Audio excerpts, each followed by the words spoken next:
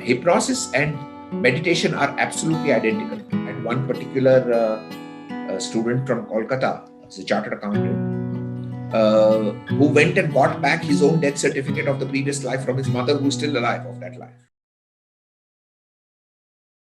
What's of relevance is therapy, because I'm a hypnotherapist, I'm a past life regression therapist. Okay. So my job is not to prove the existence of past lives. Having said that, let's take this one step forward. So when does any human seek assistance or therapy? Let's start from there. Why would you like to go in for a therapy to anybody? Forget past life, just therapy in general. That only happens when you find yourself unable with your free will to change your behavior or what you feel. If you are very happy with your own feelings and with your own behavior, if you're at peace with it, you will never seek therapy. Not needed. So, for example, in your office, if your peon is caught stealing money and you get very angry that you caught him and you're very happy with that anger, you are not going to seek an appointment with a therapist to release that anger, because you feel very justified in whatever emotion you're feeling. So in life, there are several situations in which we feel very justified with whatever feelings we have, because those feelings are appropriate to an event. For example, you lose a loved one. Justified that you will feel grief. It's justified that you will feel sad. You're not going to go for a session for that. You get it? So as long as we are in peace with what we are feeling, we don't seek sessions. So when do we seek sessions? When we find ourselves unable to change what we feel, even though we don't want to feel. Right. Or we find ourselves unable to change our behavior, even though we want to change it. So that's the starting premise of therapy. Like if you come to me for a session and say, I get very restless and I want to find peace, I'll tell you, so be peaceful now. What's the big deal? Or I'm feeling very miserable. So my answer would be, just be happy. Yeah. And then you tell me I can't do it. So therapy begins from the premise that I'm consciously unable to get to where I want to go. That's the starting point. Now, if you're consciously not able to get there, the reason behind that is you have a subconscious mind that is 6,000 times more powerful than your conscious mind. And that's what is hijacking / controlling your behavior. So what is my job? My job is to open that subconscious space, because that's where the clue is as to why you are not able to control your own feelings or your own behavior, which is why I use hypnotherapy. Now, once I go in there, everything else technically is a label. Whether you call it a past life, whether you call it an energy that doesn't belong to me, whether you call it a relative who's passed away, it's basically a software program that I'm opening up. And then naturally, what do I have to do? If that software program is in there, without me getting overtly objective about it being a past life or not, because this is a very common question that the press keeps hounding us with. How do we know that what has happened is authentic? How do we know it is a past life regression and not a figment of imagination? Correct. And my answer is, who cares? Because I'm not here to prove that this is a past life. I'm here to assist somebody change their behavior. So for example, now it's a different story that people have such pathetic imaginations when they go into hypnosis. So if I'm taking you into a past life, you see the quality of imagination that we get, so-called imagination.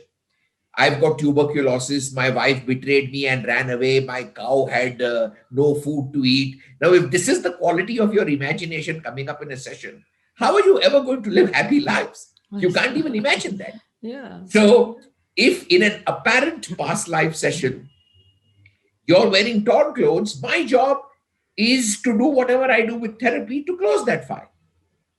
That's the premise with which I teach the science.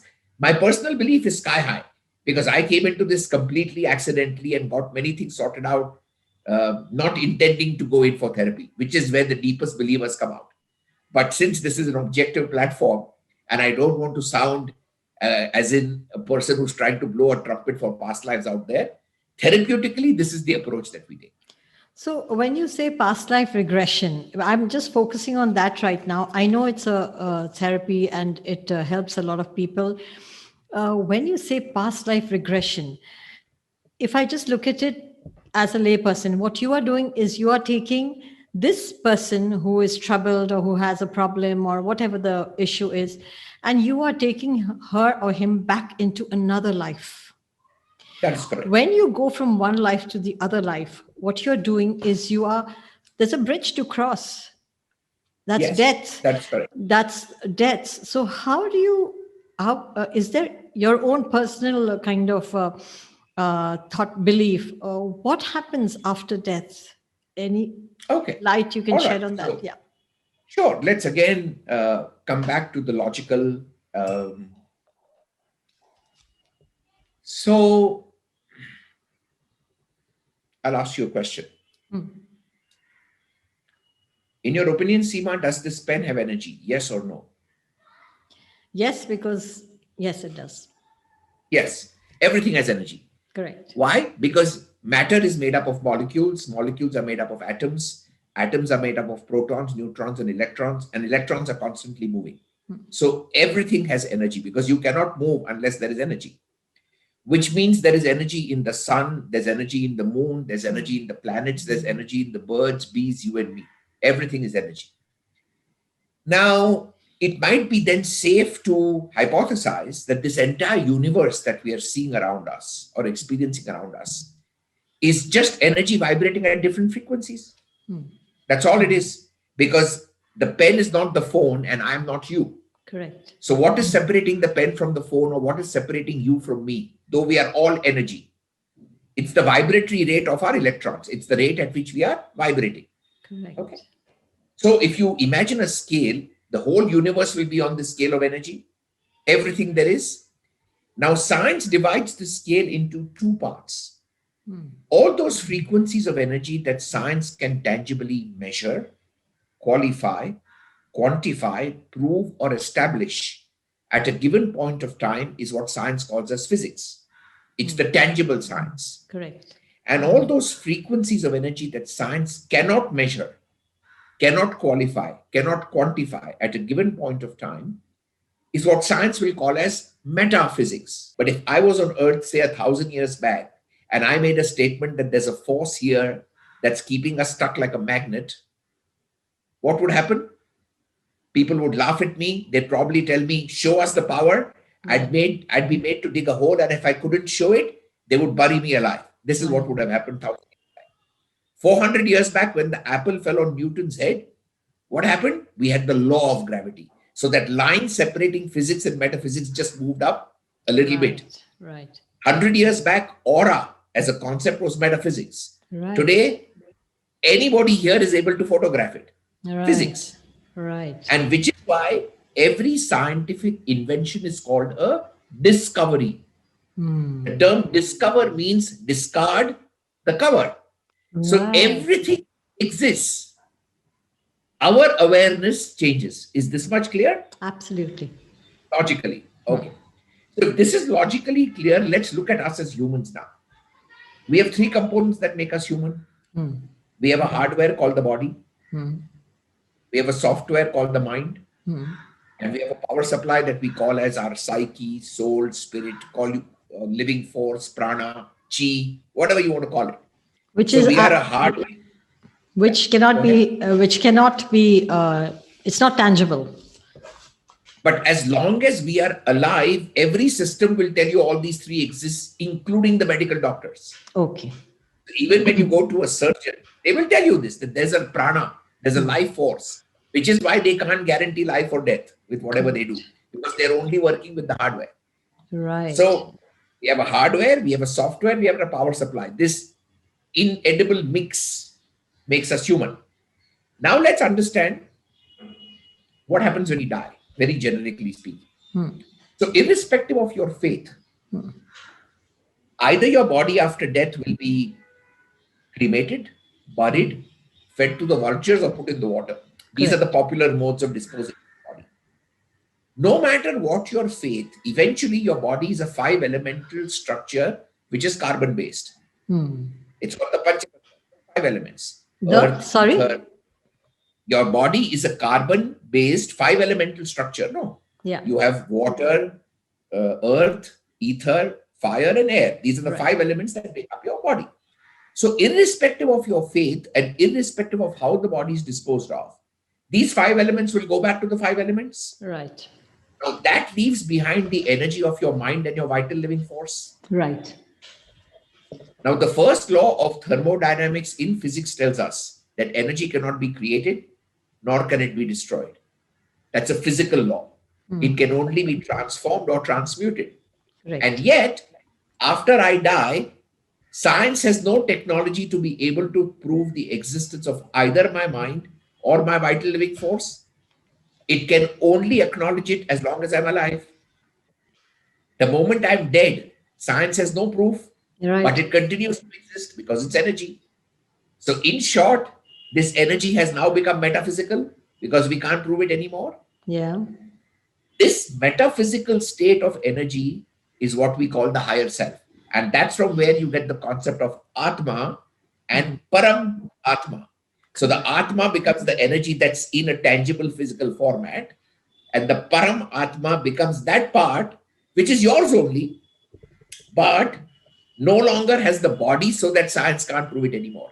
And every time you come back into a life, this is the circle you're going through.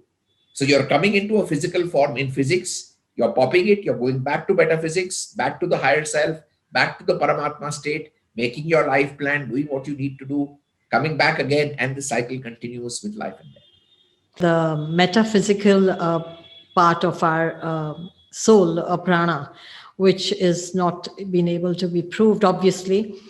Uh, so when we Well, die, just one brief note here, there's a Russian scientist who has actually done experiments to prove the weight of the soul. oh, It's there on your, yeah, yeah, oh, yeah. The fantastic. technology is moving very fast. Yeah, Yeah, that's amazing. That's really yeah, amazing because, there's such a we all know, it's like we are not addressing that invisible elephant in the room kind of thing. We all feel we correct. know, but we want to ignore it or we're scared. Yeah, That it correct. is a very Yes, frightening thing. But when you said when say a person passes away, yes, he or she turns into a soul, obviously, and then moves on to carnate again into a new body. Now yeah. if that was the case, how do some people sense souls around them? Because if every soul is going from one body to the Okay. other body, why are there Yeah. souls around? If there So are. ideally, Yeah. if you look at what Shakespeare said, all of life is a stage, the men and women merely players. Yeah. So ideally, when you finish your shot, you should exit the scene, right? If you exit the scene, the director of the play can give you a new costume and make you a new character and send you back on stage. Right. But what if your scene is over, but you refuse to quit the stage? So there is free will even in that stage, that stage. Yeah, then actually what happens is uh, normally the same things that you hear about in classical religion and philosophy become the same reasons that will keep you on the stage even after you're dead. So, for example, number one, you don't know that you're dead. That's a very common reason why people get stuck. They just don't know.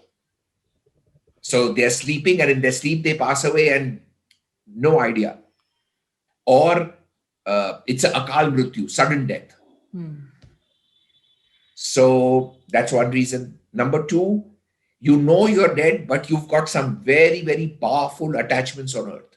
Right. You're very attached to your family, or you're very attached to some work, or there's something you desperately wanted to do, and then that would keep you stuck. So these are which is also one of the reasons why, even if you're going to be killed by the judicial system, they will invariably send a priest or a pandit to you to ask you your last wish to make sure that you are at peace and you'll go. Right. Because those dying thoughts have this ugly habit of keeping you stuck in the system, even though you don't have a body. My God, I didn't think of that. Yes, of course. No wonder they have that आखिरी ख्वाहिश क्या है Aakhri आपकी. khwahish. And also, that's the reason why even in our culture, you'll always be told that when you are about to die, think nice things, people will pay the part, and the Bhagavad Gitas and the Nanak Granths will be played. And, this is the reason. Because those dying thoughts have very, very powerful influence on the mind. They can either keep you stuck here or they can make you go. So I was reading somewhere that a person who passes away and his energy is all around, or, for some time before he goes into a new body, they do not have attachments. They do not have, they don't feel that, animosity or revenge or things like that. So then why would they feel that attachment to something on that they have left back? Because this is something I've read. I am not sure of this, of course. I've just read that they are like at peace. They are very calm. They know, what's happening. Correct. So what happens is, what keeps emotions attached to the mind is the DNA of the body. It's the body that makes you feel the emotion. See, what is the difference between an emotion and a feeling? An emotion is outside of you. A feeling is inside of you. Right. Okay? When you get angry at your staff for stealing, your blood pressure does not change. That's an emotion. But when you get angry at your child or your spouse and your heart starts beating quickly, that's a feeling. Now it's inside the body. Right. It's creating a psychosomatic shift in you. Right. Get it? Now, once it goes into the body, it sticks to the cells, the DNA. Now, when you die, you don't have the body anymore. So technically, you should feel nothing. So after you die, you get this kind of bonus that you don't have the body, so you can get clear-minded. If you get clear-minded, you won't hang around, in which case you will go up. You will cross over the bardo, as we call it. But in case your dying thoughts are terrible, like your child is still not settled or you're dying to take revenge, then that's going to outlive the body. And then what this beautiful, tranquil, peaceful space you talk about is no longer there, because you're ruffled even after you're dead. So that brings me to a question which is very popular now. It's, do soulmates exist?